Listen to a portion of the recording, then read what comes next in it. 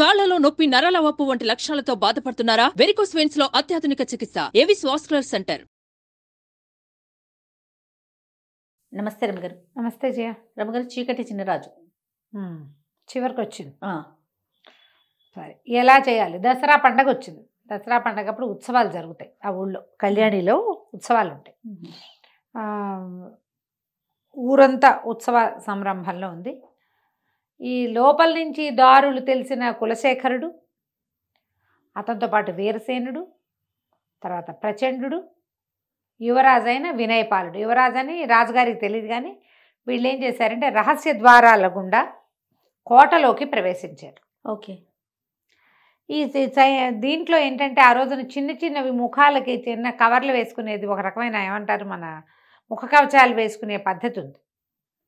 అందరూ కూడా రకరకాల రాక్షసుల ముఖాలు అట్లా వేసుకుని తిరుగుతున్నారు. ఆ వేషాల్లో వీళ్ళు వచ్చేసారు. అక్కడి నుంచి వీళ్ళకి ఎవరెవరు రాజుగారికి అనుకూలంగా ఉన్నారని అనిపించిందో వాళ్ళందరినీ మీరు ఊరేగింపులో మొదటి లైన్లో ఉండండి. ఓకే. ముందు సైనికులు ఉంటారు ఒక లైను, వాళ్ళ తర్వాత వరుసగా బారులుగా ఉంటారుగా. ఫస్ట్ లైను ఆయుధదారులు ఎవరున్నారో వాళ్ళ వెనకాల ఉండాలి. సపోర్టర్స్ వెనకాల ఉంటారు. కారము, మందులు, రంగులు అందించే వాళ్ళు వెనకాల ఉంటారు. వరుసగా ఏమి లేరు వాళ్ళు. అంతమందిని వీళ్ళు గ్యాదర్ చేయలేరు, కొంతమందినే చేయగలిగారు. ఆ ఎవడు ఆయుధాన్ని ప్రయోగించగలను అని నమ్ముతాడో వాడు ఏం చేయాలి? సైనికులు వెనకే ఉండాలి. అనగానే సైనికుడిని పడగొట్టేసేటట్టు. సైనికులు కూడా ఎవరో కాదు, వాడు ఏమైనా గొడవ చేస్తే కొట్టడానికి. ఓకే. వీళ్ళ వాళ్లే కదా వాళ్ళు కూడా. సుమరేఖ తాలూకు పుట్టింటి నుంచి వచ్చిన రాజవర్మ పాత సైనికులు కొద్దిమందే. మిగిలిన వాళ్ళంతా పెద్ద పెద్ద జీతాలతో ఇక్కడ లొంగదీసి ఉంచుకున్న వాళ్ళు, భయపెట్టి ఉంచుకున్న వాళ్ళు, రాజదండనకి భయపడిన వాళ్ళు, ఏదో ఉద్యోగం చేసిన చేయాల్సిందేనని భావించేవాళ్ళు. ఈ గుంపు జనాభా చాలామంది ఉన్నారు. ఎప్పుడైతే సరే వీళ్ళేమో కోట లోపలికి ప్రవేశించారు. వీళ్ళ దగ్గర ఏం చేశారు? వీళ్ళు అడవిలోంచి ఒక ప్రత్యేకమైన చెట్టు ఆకుల్ని ఎండబెట్టి పొడి చేసి ఉంచుకున్నారు. దానికి ముఖానికి కవచం లేకపోతే తుమ్ములు, దురదలు వస్తాయి. ఓహో. ఈ దసరా పండగ రోజున ఉత్సవం నాడు అపరాజితాదేవిని ఊరేగించి చెరువులో కలుపుతారు, నదిలో. ఆవిడ ఆ రోజున వసంతం చల్లుతారు, బుక్కాలు చల్లుతూ ఉంటారు. ఊరంతా రంగులమయంగా ఉంది, అంతా రంగులు చల్లుతున్నారు. వీళ్ళేం చేశారు? ఈ పైకి వచ్చిన వాళ్ళ నలుగురు చేతుల్లోనూ వసంతం ఉంది. ఈ వసంతంలో వీళ్ళు ఆకుపొడి కలిపేశారు. ఈ దగ్గరికి వస్తూనే ఇలా ఊదే సాధనాలతోటి ఈ సుమరేఖ మీద, రాజవర్మ మీద ఆ రంగు చల్లేశారు. ఓకే. ఇక పెద్ద పెద్దగా తుమ్ములు సైనికుల మీద కూడా పడ్డాయి. ఇది చల్లిన నలుగురు మాత్రం ఒంటికి కవచాలు వేసుకున్నారు. వాళ్ళ ఒంటి మీద పడలా, వాళ్ళ ముక్కులోకి వెళ్ళలా. ఎవరో దూరంగా నిలబడి ఉన్న సైనికులకి వీళ్ళ మీద రంగులు చల్లకూడదు. రాజు రాణి మీద ఎవరు చల్లుతారు? అవును, రాణిగారు, ఆవిడ అన్నయ్య, రాజప్రతినిధి. కింద ఊరేగింపంతా ఊరంతా రంగులమయం. ఎవరి మొహం ఎవడికి ఏమీ కనిపించట్లా. ఈ చల్లబడిన రంగుల్లో సైనికులు కూడా తెలియలే. దగ్గరకు వచ్చిన వాళ్ళ మీద కూడా అది పడిపోయింది. ప్రతివాడు చేతులు కోకేసుకుంటున్నాడు, మొహాలు కోకేస్తున్నారు, పిచ్చి పిచ్చిగా తుమ్మేసుకుంటున్నారు. వీళ్ళ మీద ఎవరో రంగులు చల్లారని చుట్టుపక్కల దూరంగా ఉన్న సైనికులు పరిగెత్తుకొచ్చారు. పరిగెత్తుకొస్తే ఈ నలుగురు, ఇప్పుడు తుమ్మేవాడెవడో తుమ్మని వాడెవడో తెలియదు ఆ గుంపులో, అంతే. వాళ్ళ మీద పడి చాలా మంది వీళ్ళని పట్టేశారు. ఆయనకి వాళ్ళకి అంగరక్షకులుగా ఉన్న వాళ్ళందరినీ పడుకోబెట్టేశారు వీళ్ళు. ఇంకా ఊళ్ళో ఊరేగింపు నడుస్తుంటే ఒక్కొక్క చోట అగో పైన సుమరేఖని, రాజవర్మని పట్టేశారని. కానీ సైనికుల్లో కొందరు తిరగబడంగానే ఈ వెనకాల ఉండేలు బద్దలు అట్టడి చిన్న చిన్న సాధనాలు కూడా పట్టుకున్న వాళ్ళు కూడా సైనికుల మీద తిరగబడిపోయి అందినవాడు అందినట్టు ఒక్కొక్క సైనికుడిని పెడరెక్కలు విరిచి కట్టిపారేశారు. ఓకే. ఒక్కడు వరే వదలంటా నేను మీ వాడినే అన్నవాడిని వదిలేశారు, గింజుకున్న వాడిని కట్టేశారు. ఊరేగింపు ఆగి అమ్మవారిని చెరువు దగ్గరికి పెట్టేశారు కల్లా 70% సైనికులకి తాళ్లే ఉన్నాయి. జనాలే మోసపోతున్నారు ఊరేగింపుని. అమ్మవారిని పూజారులు వాళ్ళు వీళ్ళు చెరువులోకి దింపేశారు. నదిలోకి దింపేసి వెనక్కి తిరిగి వస్తూ ఏం చేశారు? ఇంక ఈ సందడే ఉండదు, ఎవరి దారిని వాళ్ళు ఇళ్ళకెళ్ళిపోతారు కదా. వీళ్ళల్లో చిన్న చిన్న గుంపులుగా ఏర్పడి తాళ్ళు కట్టేసిన సైనికులను ఈడ్చుకొచ్చారు కొంతమంది. దేవాలయపు వ్యవహారం అంతా ముగిసిపోయింది, వాళ్ళ దారిని వాళ్ళు వెళ్ళిపోయారు. వీళ్ళందరినీ సభాభవనం దగ్గరికి, కోట గోడ దగ్గర గుమ్మం దగ్గరికి లాక్కొచ్చేసారు. లాక్కొస్తే కొంతమంది ఒక్కొక్కడు వరే బుద్ధి గడ్డి తిన్నారా నాయన, ఎవరు దొరికారు? మనకి యువరాజు దొరికాడా, మహారాజు దొరికాడా, దేనివల్ల ఇదంతా చేస్తున్నారా, ఈ గలభా ఎందుకురా అంటే మహారాజే ఆయన తప్పించుకున్నాడు అనగానే కొంతమంది తాళ్ళోడి వేసుకున్నారు స్వతంత్రంగా. ఓకే. ఒక ఇంతలో పెద్ద కొమ్ము బూర మోగింది, కోట వశమైపోయింది అని. రాజుగారు ప్రవేశించాడు. అన్ని సంవత్సరాల తర్వాత రాజు నా కోట మీద చూస్తుంటే సంతోషించారు. ఆయన గడ్డం మీసం నెరిసిపోయినాయి, తలకాయ ముగ్గుబుట్టు అయిపోయింది, ఉంగిపోయాడు మనిషి. మరి 20 సంవత్సరాలు అయిపోలా. ఓ పిల్లలు కూడా లేటుగా పుట్టాడు. ఆ పిల్లాడు 50 దాటిపోయినాయి. ఓకే. అందరూ కేకలు పెట్టారు, సంతోషించారు. అక్కడి నుంచి అంతా సభాభవనం మొత్తం తెరిచేశారు, అన్ని గేట్లు లోపలికి ప్రవేశపెట్టారు. సుమరేఖను కూడా పట్టేశారు. ఆవిడ మొత్తం రాజుగారి పూర్వోత్తరపు నగలన్నీ వేసుకుని తయారైంది ఊరేగింపు చూడడానికి. నగలన్నీ ఒలిపించి తీసుకొచ్చేసారు. సుమరేఖని రాజవర్మని ఇద్దరిని పట్టుకొచ్చాక ఈవిడ్ని అడవిలో వదిలిపెట్టేయండి కట్టుబట్టలతోటి, రాజవర్మని వధించండి. ఇక వాళ్ళకేం ఆసరా లేదు. ఎవరెవరు సైన్యాన్ని తెచ్చుకున్నారో వాళ్ళందరినీ ఊచకోత కోసేశారు. అవతల నుంచి వచ్చారు కదా, వాళ్ళలో కొంతమందిని వదిలిపెట్టా, యువరాణితో యువరాణితో వెళ్ళిపోతారని వదిలిపెట్టా వాళ్ళు మళ్ళీ తిరుగుబాటు చేయొచ్చు. వాళ్ళలో కొంతమంది తిరగబడ్డప్పుడే కొట్టేశారు. అంతేగా. పడుకున్న వాళ్ళు పడుకున్నారు, చచ్చిపోయిన వాళ్ళు చచ్చిపోయారు. అందరినీ పట్టేసుకున్నారు. అప్పుడు ఈ మొత్తం జనం అంతా చేరారు. ఆయన చెప్పాడు, నా పొరపాటు వల్ల, సౌందర్యం పట్ల వ్యామోహం వల్ల నేను సుమరేఖకి లొంగిపోయాను. ఆమె చెప్పిన మాట విన్నాను. అన్యాయంగా గర్భవతైన మణిమాలాదేవిని పంపించేశాను. ఆమె జీవించిందో, ఎవరన్నా చిరంజీవి జన్మించాడో లేదో కూడా మనకు తెలీదు. అత్యంత విశ్వాసపాత్రుడైన సైన్యాధిపతినేమో ఉరిదీయించాము. ఆ తర్వాత ఇంకా నాకు కూడా జీవితేచ్చిపోయింది. ఒక అనాసక్తి మొదలయ్యాక వీళ్ళు నన్ను అందులో బంధించేశారు. రాజ్యంలో మా తాత ముత్తాతల నుంచి వస్తున్నటువంటి సిస్టమ్ని కూడా వీళ్ళు మార్చేశారు. వాళ్ళ ఊళ్ళలో ఏం చేస్తారో అదే చేశారు.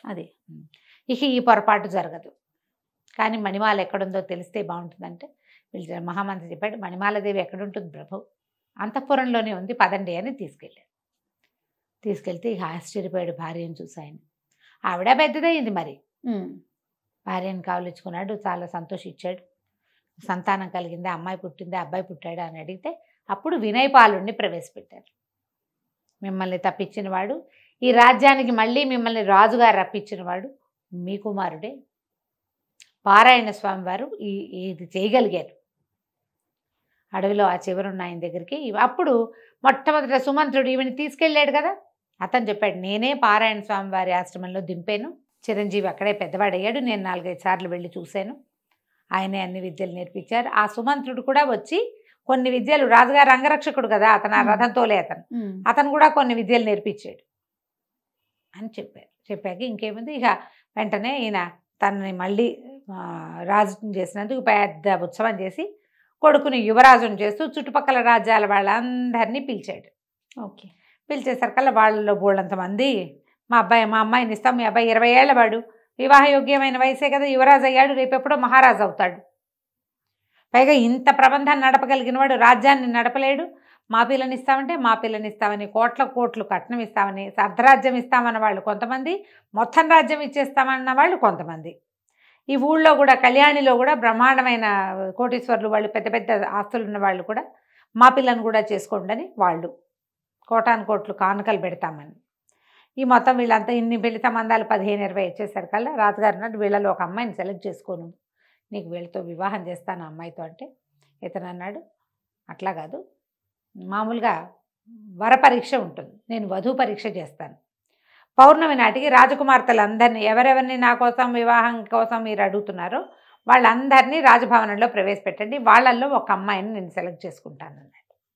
ఆశ్చర్యపోయారు అందరూ. ఇప్పటిదాకా ఏమిటి మన వీళ్ళకి తెలిసింది, స్వయంవరం అంతే, రాజకుమార్తె వరించటం.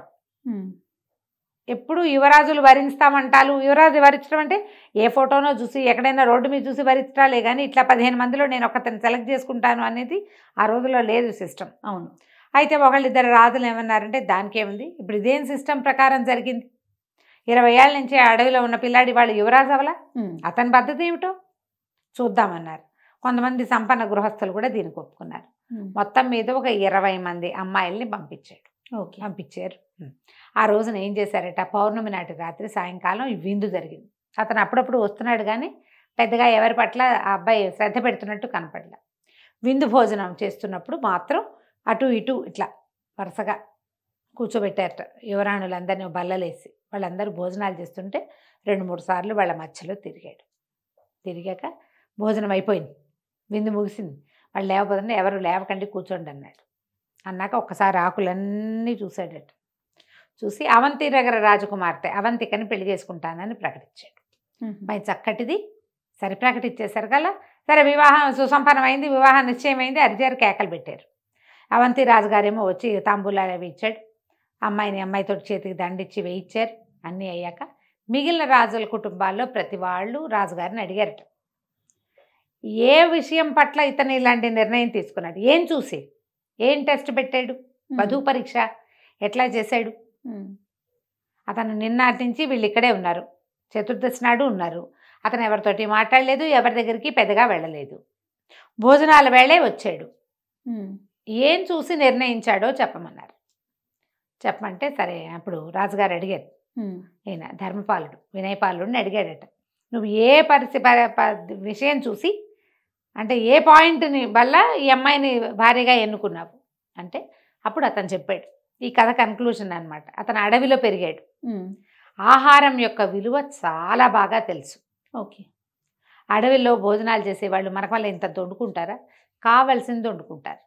చెట్లకు 100 కాయలు కొయ్యరు, ఒక కాయ కోసం తిని 2-3 కాయలు తిన్న కడుపు నిండాక ఇంకా కాయలు కొయ్యరు. అవునా? అవును. జాగ్రత్తగా ఉంటారు. అన్ని కోసుకొచ్చి ఫ్రిడ్జ్లో పడేసి ఆ పద్ధతి కాదు కదా అసలు.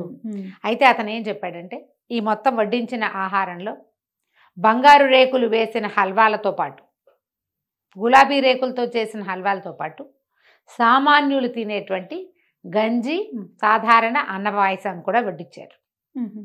చాలామంది ఏం చేస్తారంటే ఇష్టం ఉన్నా లేకపోయినా అన్నీ వడ్డించుకుంటారు, పారేస్తారు, ఎక్కువ వదిలిపెట్టేస్తారు, తోసేస్తారు. రుచి చూసి కాస్త ఇంతుంటే అంత బాగుండకపోయినా ఆ కాస్త తినేసేవాళ్ళు కొంతమంది అయితే అది తినరు, ముట్టుకోరు. అసలు ఇది నాకు ఇష్టం లేదని ఉంటే ఉంటుంది, ఆకులో తెచ్చారు కాబట్టి వడ్డిపిస్తారు కానీ తినరు. తర్వాత శుభ్రంగా తినరు. మొహానికి అంటించుకునేవాళ్ళు కొంతమంది తింటుంటే పెద్దవాళ్ళకి అంటుతుంటాయి. అక్కడి నుంచి చెయ్యంతా పూసుకుంటారు ఇంకొంతమంది, చుట్టూతా పోసుకుంటారు ఇంకొంతమంది. శుచి శుభ్రం లేదు, జాగ్రత్త లేదు, మర్యాద లేదు ఆహారం పట్ల. ఇలాంటి వాళ్ళని నేను చూడలేదు, నాకు నచ్చల. అవంతిక తనకు కావాల్సిందే వడ్డించుకుంది. బంగారు రేకులు పైన పరిచిన హల్వా పాయసం తిన్నట్టుగానే గంజిని కూడా రుచి చూసి తీసుకుంది. తన ఆకులో వడ్డించిన ఏ పదార్థమూ ఆమె పారేయలేదు. ఆమె అరిచేతికి అన్నం అంట్ల. అందుకని లేవద్దు అని అన్ని ఆకులు చూశాడు కదా, ఏ పదార్థమూ పారేయలేదు, చుట్టూతా పోసుకోలేదు, ఒంటి మీద పడలేదు. అంటే ఈమెకి జాగ్రత్త, శుచి, శుభ్రత ఉన్నాయి. వడ్డించిన ఆహారం పట్ల భగవంతుడు ఇచ్చిందని ఇది ఉంది, మర్యాద ఉంది, గౌరవం ఉంది. నాకు అది కావాలి. నేను అడవిలో పెరిగాను, ఆహారాన్ని వృధా చేసేవాళ్ళు నాకు నచ్చరు. దొరికింది కదా అని వేసుకోవటం, అక్కర్లేదు కదా అని పారేయటం, ఈ 2 విధానాలు సరైనవి కాదు. ఒక రాణికి ఉండవలసిన లక్షణం అది కాదు. దొరికినవన్నీ తీసుకోకూడదు, అవసరం లేదని విసిరేయకూడదు. అందుకని నేను అది లేకుండా కావాలనుకున్నాను, అట్లా సెలెక్ట్ చేసుకున్నానని చెప్పాడు. అందరు ఆశ్చర్యపోయారు రాజులు. కొంతమంది యువరాణులకి తట్టింది, మనం అన్నీ వేసుకున్నాం ఏమీ తినలేదని, కింద మీద పోసుకున్నామని, బట్టల మీద పడిపోయిందని, అన్నీ రుచి చూడలేదని, భగవంతుడు ఇచ్చిన దాని పట్ల మనకు మర్యాద లేదని, యాటిట్యూడ్ అవన్నీ మార్చుకోవాలని, ఇక ముందు ఇలా చేయకూడదని వాళ్ళకు కూడా అర్థమైందట. ఇంత ప్రత్యేకమైన మనస్తత్వము, పద్ధతి ఏర్పడడానికి ఈ దారి వేసినటువంటి ఆయన గురుగారు అందరూ చాలా మెచ్చుకున్నారు. మీ వల్లే ఈ ఇతను యువరాజు ఇంత చక్కటివాడిగా తయారయ్యాడని. తర్వాత వివాహంతో పాటు అబ్బాయిని వినయపాలుణ్ణి రాజును కూడా చేసేసారు. రాజుగారి భార్యతోటి నేను వానప్రస్థం తీసుకుంటా, కానీ నేను అడవిలోకి వెళ్ళను, నా భార్యతో హాయిగా అంతఃపురంలో నేను కాలక్షేపం చేస్తా, రాజ్యం బాధ్యత మీది అని కులశేఖరుణ్ణి మంత్రిగా, వీరసేనుణ్ణి సైన్యాధ్యక్షుడిగా చేసి రాజ్యాన్ని, కళ్యాణి రాజ్యాన్ని వినయపాలుడికి అప్పచెప్పాడు. చీకట్లో వచ్చిన రాజు సమాప్తం. చాలా బాగుంది రమ్మగారు. నమస్తే. నమస్తే. సుమన్ టీవీలో మీ పర్సనల్ అండ్ బిజినెస్ ప్రమోషన్స్ కోసం కింది నెంబర్కి కాంటాక్ట్ చేయండి.